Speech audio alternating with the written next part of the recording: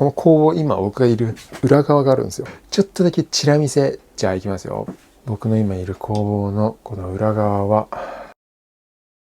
こんにちは、川口の健です。今日はこの僕が今いる工房の紹介をしてみたいと思います。今までね、革靴を作る動画、ほとんどここで撮ってきてやってるんですが、ちょっとね、なんか大きな誤解を生んでそうな感じがするんで僕が明言しなかったもの悪いんですけど、ここでしっかりとどんな工房なのかっていうのをお伝えしたいと思います。で、見ての通り、なかなかね、いい雰囲気なんですよ。これは僕が作りました。作ったといっても森で作ってる小屋とはこれ全く別物です。森の小屋は、去年の秋ぐらいから作り始めて、今完成間近って感じですけど、この工房は、去年の、春前ぐらいからあります。春前ぐらいに作りました。で、ライブとかではちょこちょこね説明してるんですけど、森とこの場所は別な場所です。ここがね、森の中にあるわけじゃないんですよ。結構そう思ってる方いらっしゃるかもしれないんですけど、雰囲気で僕結構こういう雰囲気が好きで、小屋もね、そういう感じなんですけど、こうなんていうか、ちょっと古めかしいっていうか、そんな雰囲気を自分の描く工房の理想みたいなのをこんな感じで作ってみました。でですね、じゃあこれ何なのかって話なんですけど、ここはですね、家です。基本的には普段暮らしてる家です。森は森の作業をする、なんか DIY をするみたいな、そういう拠点でして、で、ゆくゆくはね、森の中で本格的に靴作りができたらいいなとか思ってるんですが、ちょっと以前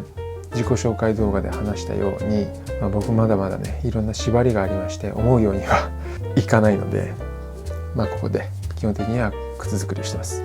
あそこの森は山梨県なんですが、ここは隣県の神奈川県です。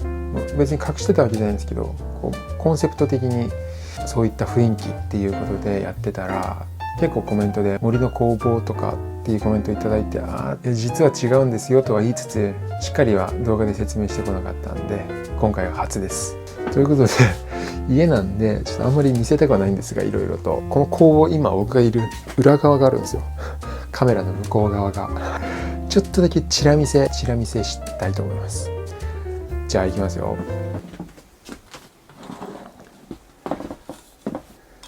僕の今いる工房のこの裏側はこんなんです。さっとねちょっともうちょいいけんですか。窓ありますね。太陽光入るんで窓ありまして、ベッドとかありますね。服とかもかかってます。ちょっと照明が明るいですけど、そんな感じなんですよ。ちなみにこれ靴箱ですね。部屋に靴を置いてます。結構今夢を壊したかもしれないんですが、すいません。やっぱりこの YouTube で僕が靴を作る上で工房の雰囲気っていうのはかなり大事なところだったので、しっかり作り込んで、スタジオ的な意味も込めてここでやってるんですよ。で、この革靴の件に移行してきてからちょっと話してるんですが、この工房がね、広くなってるんですよ。前はね、ここに今ミシンありますけど、これをこっち側に置いて、こういう風に座って、ここにミシンがあって、この工具たちを背にしてやってたんですけど、どうしても狭くて、例えばこれほらね、こうなんですよ。すくい縫いとかできないんですよ。こうやってすくい縫いってやっぱり腕をバッと広げて糸を引くっていう方が効率もいいしかっこいいんですよ。なんですが、狭すぎて全然そういうことができなかったんですよ。工房リニューアルして広くなりましたって言ってるんですけど、それを単純に言うと片付けましたってことです。片付けたというか断捨離しました。僕は結構本当に物が好きで、服とか靴とか結構物があったんですけど、この靴作りを始めて、この YouTube の活動を始めてからは本当になんていうかミニマリズム的なちょっとね、そんな生活になってきまして、使わないもの、着ない服とかって結構多かったんですよ。なんで頑張ってそれを片付けてこの状態になりました。で、こうやってやってた時も空間を作るのも結構大変で、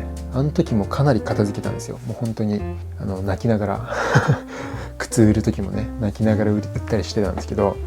その状態で1年間やってみて、やっぱりもうちょっとこの作業性的にもカメラで撮る映像的にも広い方がいいなっていうのがあったんで、さらに片付けて、もうほとんど今限界です。でこの状態まで来ることができました。それでもほんと狭いんですけどね、でも靴作りって畳1畳あればできるっていうぐらいなんで、本当にねこうやって座ってただただひたすら靴と向き合うみたいな、そんな感じなんで、こっからキッシュの靴はどんどん生み出していきます。今後ちょっとどうなるかわからないんですが、まだねこう店舗を持つとかそういうことはできないので、この家で靴を作った靴はなんか展示会、どっかで展示会やって見せるみたいな、そんな感じにしたいと思います。でそれが僕の工房の主な概要です。ちょっと詳細を、ここがメインで今までは結構映ってきた工房の場所なんですけど、杉の板とか、これは全部 DIY です。杉の板を壁に貼って、こんな感じで木材つけてね、棚もつけたりなんかしてます。でこうやって工具を並べる、これがもう本当に僕はずっとやりたくて、こんな感じでたくさんの工具が並ぶっていうのはね、すごい工房らしくていいなと思って、こんな感じにしてます。でね、その横、ここにも工具がちょっと並んでますね。ちょっと今足りてない。ハンマーかけたりとか、釘抜きかけたりとかね、こんな感じで工具を壁に全部かけてます。でその工具の上の棚、この辺には染料とかガラス瓶に入れて置いてあります。あとは瓶系は全部ここですね。これ釣り込み時に使うボンドとか、あとはソールの仕上げの液体とか、コバインキとかアルコールとか、そんなのも置いてます。結構この雰囲気はね気に入ってますね。これはコバの仕上げ剤ですね。とか結構前に作ったヴィンテージな靴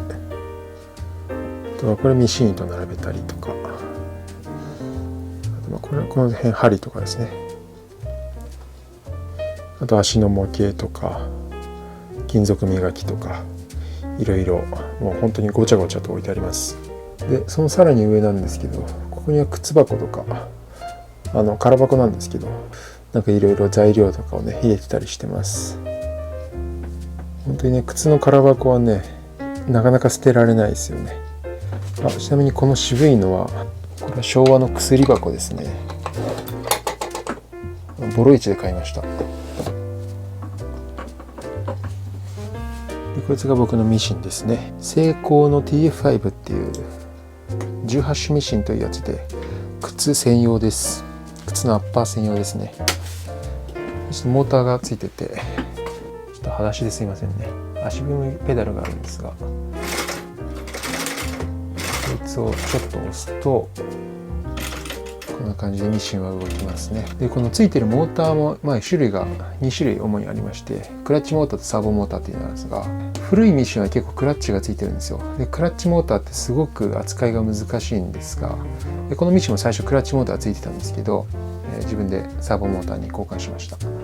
でサーボモーターはコンピューター制御で、このモーターの速度がリニア、無断変速なんですよね。なのでこんな感じでゆっくりも速くも、このペダルの調整次第でねできます。でですね、これは革ですね。ここに置いてない革もあるんですが、いろんな革があります。これはなんだ、これは渋皮の牛ですね。これはミュージアムカーフですね。大きいのも小さいのもたくさんあるんですが、革は結構ねコレクションしたくなっちゃって、もっと欲しくなっちゃいますね。置く場所がもうないんで困っちゃいますね。本当に狭くて。という感じで僕の工房です。想像してたのと違った方も結構いると思うんですが、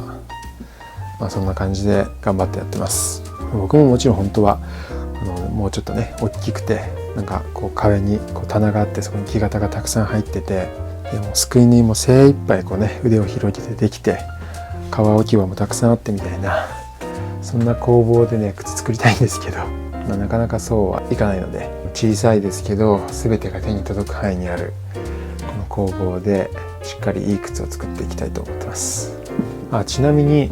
ここにねあるレトロなこの機械、これねミシンなんですよ。こういうね、これ出し縫いミシンなんですけど、ほとんど使ってないですが、またこれ動画で紹介したいと思います。ということで本日の革靴の件でした。ではまた。